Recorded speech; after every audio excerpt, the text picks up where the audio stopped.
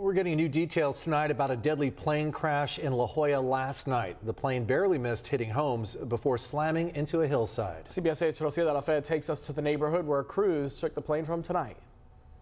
The FAA and NTSB are now working to determine what exactly led to this deadly crash. And many of the neighbors I spoke to here tonight tell me perhaps one of the most surprising things about what happened here is that no one really heard the crash.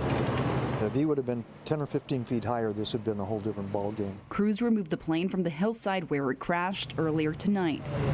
People in this La Jolla neighborhood were stunned when they found out a plane had crashed in this hillside just yards away from homes. This is a freak of a story, and I mean something that no one will ever forget that lives in this neighborhood, and you know, it's crazy. If he would have been 15 feet higher, he would have gone into our house.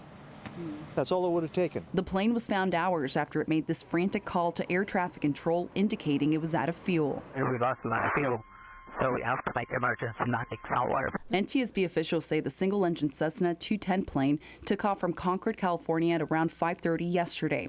We don't know where the pilot was headed, but he tried to land at Montgomery Field in Kearney Mesa before heading toward La Jolla. FlightWare data shows the pilot made unusual turns before crashing. 1400, and are you completely out of fuel?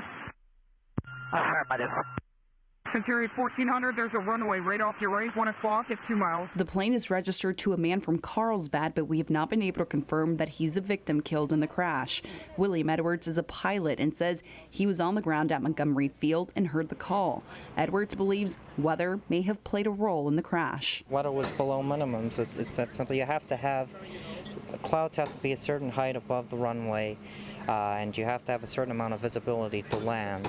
And if you don't have that, you have to abort the landing. NTSB officials say their investigation will focus on the pilot, the aircraft, and the environment. We'll look at the maintenance records as well as the conditions of the aircraft prior to that for any records that exist, and the environmental conditions. So of course we're going to be looking at weather reports and any other factual information we can gather. The NTSB says a preliminary investigation report is expected in the next 2 weeks. A full report can take up to 18 months. Rocio de la Fe, CBS 8.